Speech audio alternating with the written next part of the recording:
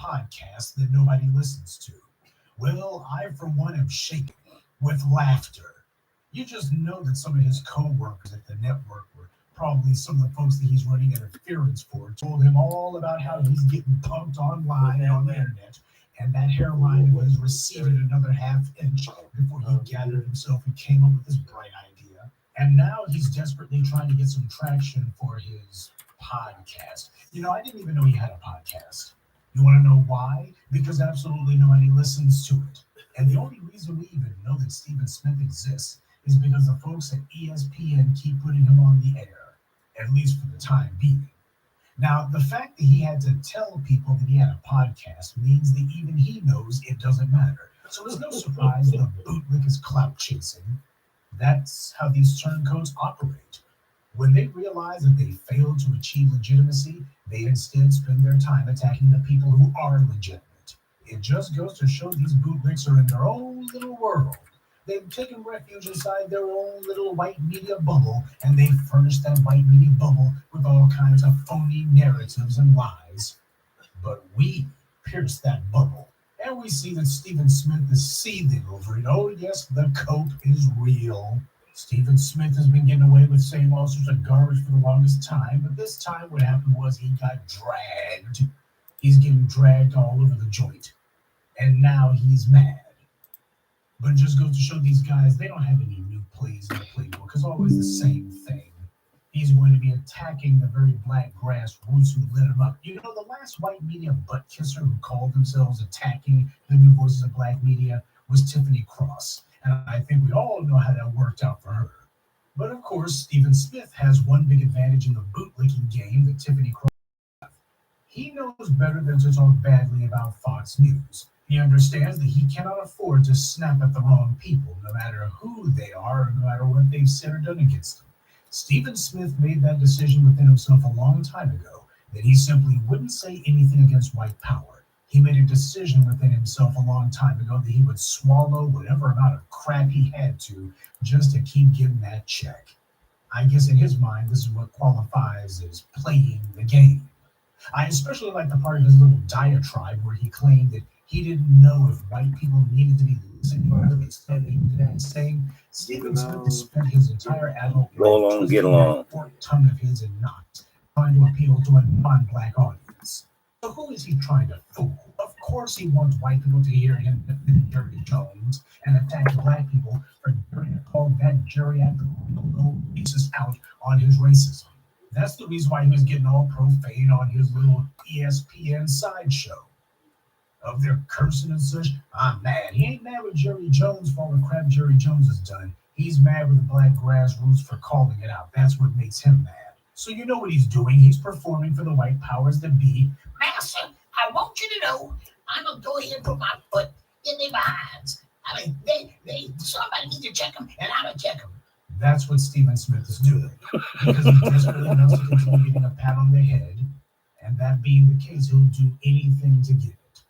I mean, what possible sense does it make for him to say that he doesn't know if white people ought to be listening to what he's going to be saying? And then he announces in the very next breath he's going to be doing a podcast about it.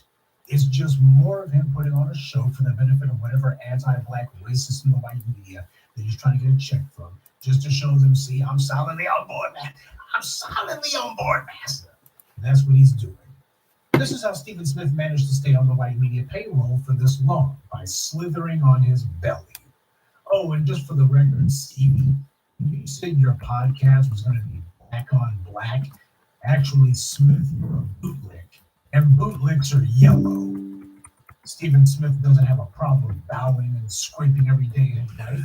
Considering the stake of the grass, he's already down there. He might as well do some tricks for Max's amusement while he's at it. And the second example of how you just can't fix stupid is Stuart Rhodes. Stuart Rhodes is the white Latino leader of the Oath Keepers. You remember them. These are the clowns who are former law enforcement or former military. So they got together to form their own little militia. And they were the ones who took part in helping to storm the Capitol last year.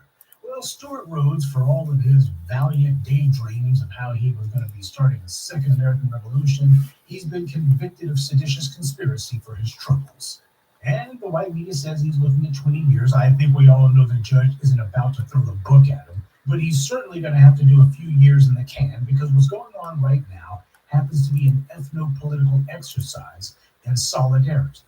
This is about sending a message to the irregular forces of white supremacy. The dog bit the hand of its master, and now they're giving the mangy mutt a smack across the nose with a rolled up newspaper. Stuart Rhodes, for the record, is half Latino on his mother's side. His mother is Mexican. And I don't mean a white, So he half blonde spick, Mexican half like Pinkerton. Vicente Fox or Canelo Still smell like dog when you wet. His mother was a mestizo Mexican. And as I and others have pointed out to you before, Rhodes is not alone. One of the most notorious anti-Semites in America is Nick Fuentes, another white Latino. The silence from the Hispanic community about these two men is deafening. Before it's all over, though, don't be surprised if Enrique Tarrio, the former leader of the Proud Boys, winds up getting more years in prison than Rhodes. And just for the record, every so often we get some fools in the comments section or some clowns who call into people's podcasts with pure agent talk. People calling in, talking about guns and taking action and saying, so when we gonna do something, wink, wink, nudge, nudge. You can practically see the U.S. attorneys or the DA. This is agent talk, agent behavior. And those fundamental white supremacists who pull that mess, black people above all others, we got to keep other folks out of our business.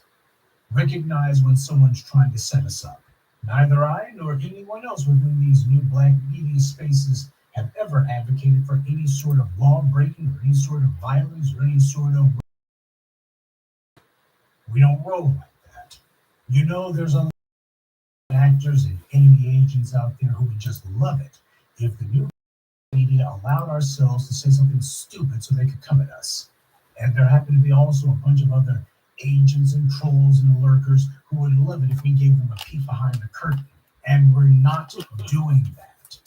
Stuart was more interested in letting everyone know how far he would go to protect his white privilege. And as a result, he tapped himself right into a prison cell. Nope. See, this is where we see the similarity between Stephen Smith and Stuart Rhodes. Yep.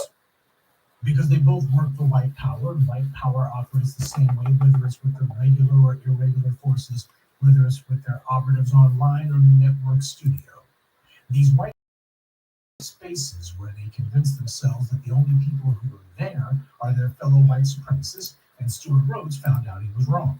But the same also goes for Stephen Smith. He figured because the white producers and administrators of ESPN control who gets to get on the set of their network show, that means that they also control who watches it too. Nobody's allowed to speak without their permission. And Smith found out that he doesn't control that. And now he's trying to save his pride because the black grassroots live.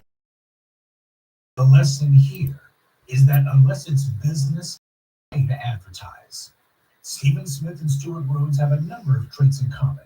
They both are willing to be violently disagreeable and hostile in order to protect the white power. And the other big thing that those two have in common, because they both talk too much, they wound up putting someone else's foot in their mouths. Good day, and be one. Take a moment to mention some of our contributors. Imani Metendaji, Larry Amayo, James Stiles, Mouse, and Melvina Miles. Salute to them and thank you to everyone for listening, liking, and sharing this message. Black empowerment only exists because of you.